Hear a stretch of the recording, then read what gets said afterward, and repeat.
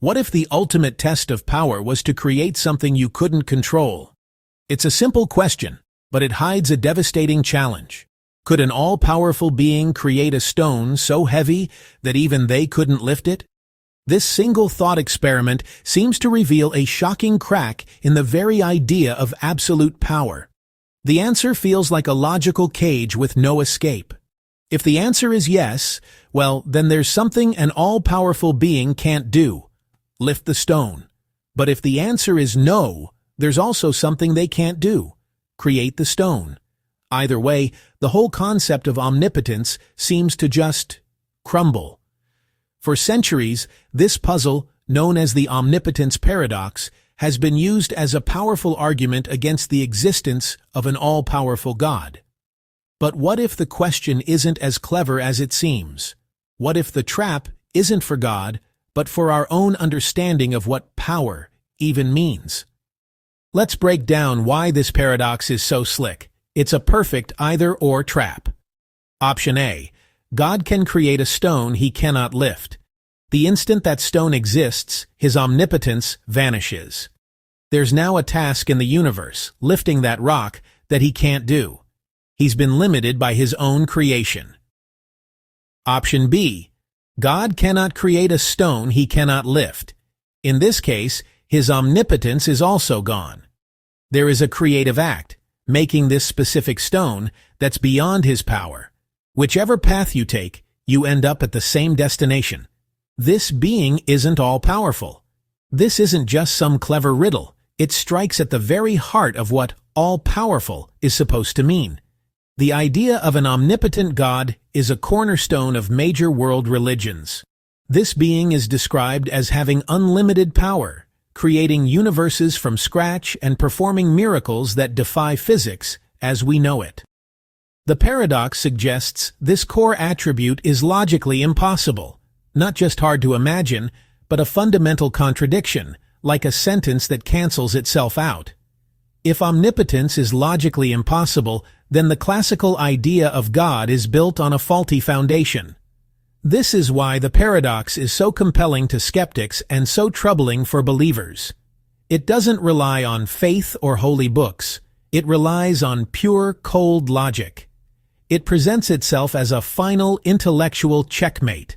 For a long time, it felt like an unanswerable question, a bug in the code of theology that couldn't be patched. But as it turns out, some of the most brilliant minds in philosophy and theology didn't see it as a checkmate. They saw it as a total misunderstanding of the rules of the game. Here's the twist. The solution to the paradox doesn't come from a clever yes or no. It comes from challenging the question itself. Philosophers like Thomas Aquinas and centuries later, C.S. Lewis, tackled this by asking something more fundamental. What do we actually mean by omnipotence? Does being all-powerful mean the ability to do anything we can string together with words, or does it mean the ability to do anything that is logically possible? This distinction is everything. For these thinkers, omnipotence isn't the power to do the nonsensical. It's the power to do all things that are, by their very nature, possible to be done. For instance, the Bible itself notes in Hebrews 6:18 that it is impossible for God to lie. This isn't viewed as a limit on God's power, but as a reflection of his perfect nature. Lying, an act of imperfection, contradicts the essence of a perfectly good being. Aquinas argued that God's power includes everything that doesn't involve a logical contradiction. Logically contradictory things aren't really things at all. They are meaningless phrases, verbal nonsense.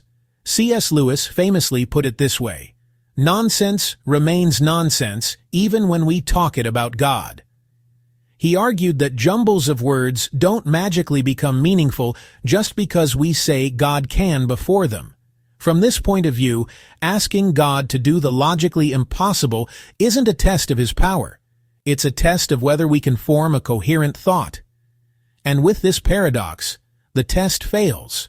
To really get why a stone an omnipotent being can't lift is seen as a logical contradiction, let's use some classic examples. Can God create a square circle? can he make a married bachelor? Think about it. A square, by definition, has 4 sides. A circle, by definition, has none. The concepts of square and circle are mutually exclusive. Asking for a square circle is like asking for something that's both X and not X at the same time. It's a string of words that describes absolutely nothing. It's not some incredibly difficult object to create. It's a non-object, a nullity. Your inability to draw a square circle isn't a failure of your artistic skill. It's because the request doesn't describe anything that could be drawn. The same logic applies to a married bachelor. A bachelor is, by definition, an unmarried man. So a married bachelor is just an unmarried married man. The phrase cancels itself out, leaving behind a puff of meaningless noise. Now, let's bring it back to our stone. The request is to create a stone so heavy an omnipotent being cannot lift it. An omnipotent being is, by definition, able to lift any weight. Therefore, a stone an omnipotent being cannot lift is a logical contradiction. It translates to create a liftable object that is unliftable for a being whose power is unlimited. It's a square circle. It's a married bachelor. It's a description of nothing, and the inability to create a nothing is no limit on your power. So, once we accept this refined definition of omnipotence, the power to do anything that is logically possible, the paradox of the stone just sort of dissolves. Let's ask the question one last time. Can God create a stone so heavy that he cannot lift it? According to this philosophical tradition, the answer is a firm no. But crucially, this no longer points to a weakness. It's not that God tries to make the stone and fails. It's that the request itself is for a logical impossibility, a non-thing. God can't create such a stone for the same reason he can't create a 4-sided triangle or make 2 + 2 = 5. These aren't tasks that require immense power. They're contradictions that can't exist. Therefore, saying God cannot create a stone he cannot lift is true, but it doesn't take away from his omnipotence. In fact, some philosophers argue it's a direct result of his omnipotence. It is precisely because God is all-powerful that the category of things God cannot lift is permanently empty. An unliftable stone cannot exist in a universe with an omnipotent being, so creating one is a logical absurdity. His power to lift anything makes the creation of an unliftable thing impossible. His power isn't failing, it's succeeding so completely that the paradoxical object can't even be coherently described. The omnipotence paradox is the most famous, but it's just one of several gotcha questions that challenge divine concepts. Take the problem of evil. If God is all-powerful and all-good, why does evil exist? Or the paradox of foreknowledge. If God knows everything that will happen, do we really have free will? These questions, like the stone paradox, force us to look much closer at the words we're using. For example, the free will defense argues that evil is a necessary byproduct of giving us genuine freedom, and a world with free will is more valuable than a world full of puppets. C.S. Lewis argued that for things like love and joy to be meaningful, the choice to do wrong has to be just as real. Likewise, solutions to the foreknowledge paradox, like Molinism or open theism, explore complex ideas about how God's knowledge might work with time and human choice. What all these philosophical deep dives have in common is that they reveal how our simple, human language often breaks when trying to describe infinite concepts. Paradoxes like these pop up when our gut feelings about words like power, knowledge, and goodness are stretched to their absolute infinite limits. They show us the boundaries of our own logic and language, not necessarily the boundaries of a divine being. They aren't cracks in the concept of God, but maybe they're signposts, pointing to the immense and perhaps necessary mystery that surrounds the whole idea of the divine. The paradox of the stone feels like an airtight case against omnipotence, but it might actually be more of a word game. By redefining omnipotence not as the power to do the nonsensical, but as the power to do all things that are logically possible, the paradox just evaporates. The inability to create a contradiction isn't a failure of power.